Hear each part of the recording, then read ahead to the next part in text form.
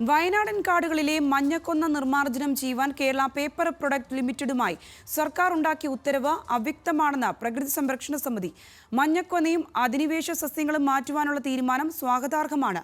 എന്നാൽ പിന്നിലെ ഗൂഢനീക്കങ്ങൾ അംഗീകരിക്കാൻ സാധിക്കില്ലെന്നും പ്രകൃതി സംരക്ഷണ സമിതി അറിയിച്ചു.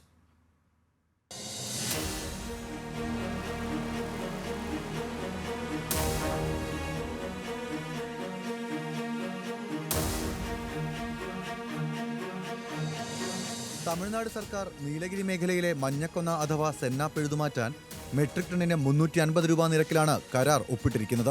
കേരള ചീഫ് വൈൽഡ് ലൈഫ് വാർഡന്റെ ഉത്തരവിൽ തമിഴ്നാടിന്റെ ഉത്തരവിനെക്കുറിച്ച് പറയുന്നുണ്ട്. പക്ഷേ സെന്ന വേരോടെ പിഴുതുമാറ്റണമെന്ന് പരാമർശിക്കുന്നില്ല. വേരോടെ പിഴുതുമാറ്റാൻ സാധിച്ചില്ലെങ്കിൽ പ്രത്യാഘാതം രൂക്ഷമായിരിക്കും.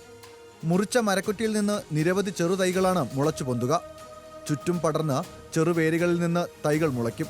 വളർച്ചയെത്തിയ ചെടി 6000 വിത്തുകൾ വരെ ഉൽപ്പാദിപ്പിക്കും. കാട്ടിനകത്ത് തീറ്റയും വെള്ളവും കിട്ടാതെ വരുമ്പോഴാണ് മൃഗങ്ങൾ നാട്ടിലിറങ്ങുന്നത് എന്നുള്ളതാണ്. എന്നാൽ യഥാർത്ഥ കാരണം ഈ മഞ്ഞക്കൊന്നയുടെ വേര്, മഞ്ഞക്കൊന്ന മൃഗങ്ങൾക്ക് അസഹ്യമായിട്ടുള്ള ഒരു സാധനമാണ്. അത് ഒരിക്കലും അവർക്ക് രുചിക്കില്ല എന്ന് മാത്രമല്ല ചൊറിച്ചലാണ്. ഈ കാട്ടിൻ്റെ ഉൾക്കാടുകളിലുള്ള അവസ്ഥ നിഗൂഢമാണ്. യഥാർത്ഥത്തിൽ വനം വകുപ്പ് വെള്ളം കൊടുക്കുന്നുണ്ടെന്നൊക്കെ പറഞ്ഞാലും അതിനകത്ത് എന്താണ് എന്നുള്ള ഒരു മോണിറ്ററിംഗ് ആവശ്യമാണ്. സുൽത്താൻ ബത്തേരി, മുത്തങ്ങ റേഞ്ചുകളിൽ വൈൽഡ് ലൈഫ് കൺസർവേഷൻ സൊസൈറ്റിയും തോൽപ്പെട്ടി ഫോറസ്റ്റ് ഫെസ്റ്റ് എന്ന സംഘടനയും നിരവധി മഞ്ഞക്കൊന്ന മരങ്ങൾ മുറിച്ചുമാറ്റിയിട്ടുണ്ട്. മതിയായ മുന്നൊരുക്കങ്ങളില്ലാതെ മുറിച്ചുമാറ്റിയാൽ വന്യമൃഗങ്ങൾ കൂട്ടമായി നാട്ടിലിറങ്ങുന്ന കാലം വിദൂരമല്ല. ഇപ്പോൾ ഇത് വ്യാപകമായി മഞ്ഞക്കൊന്ന പറിച്ചു മാറ്റണം എന്ന ആവശ്യം ഉയർന്നു വന്നു. ഗവൺമെൻറ് അതിന് പ്രപ്പോസൽ വെച്ചു. വനം വകുപ്പ് പൈസ അതിന് നീക്കിവെച്ചിട്ടുണ്ട്, പണം നീക്കിവെച്ചിട്ടുണ്ട്. എന്നിട്ട് പോലും അത് പ്രായോഗികമാവുന്നില്ല. ഇപ്പോൾ ആർക്കെല്ലോ കൊടുക്കുന്നു, ഏതെല്ലോ സൊസൈറ്റിക്കാർ എടുക്കുന്നു എന്ന് പറഞ്ഞു കഴിഞ്ഞാലും ഇത് പ്രായോഗികമല്ല. അതിൻ്റെ വേരുകളടക്കം പിഴുതെടുത്തിട്ട് അത് പൂർണ്ണമായി നശിപ്പിക്കേണ്ടതാണ്. അല്ലെങ്കിൽ വ്യാപകമായി അത് മുളച്ചു പൊങ്ങും.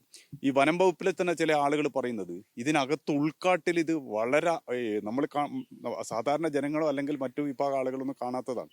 വളരെ അധികം ഈ മഞ്ഞക്കൊന്നുണ്ട്. അതുകൊണ്ടാണ് ഈ വനത്തിനകത്ത് ഉൾക്കാടുകളിൽ പോലും മൃഗങ്ങൾ നിൽക്കാത്തത്. അവരുടെ ആവാസ വ്യവസ്ഥയിൽ അവർ താമസിക്കേണ്ട ഇടത്ത് അവർക്ക് അരോചകമായ രീതിയിലേക്ക് ഇത് വളർന്നു വന്നിരിക്കുകയാണ്.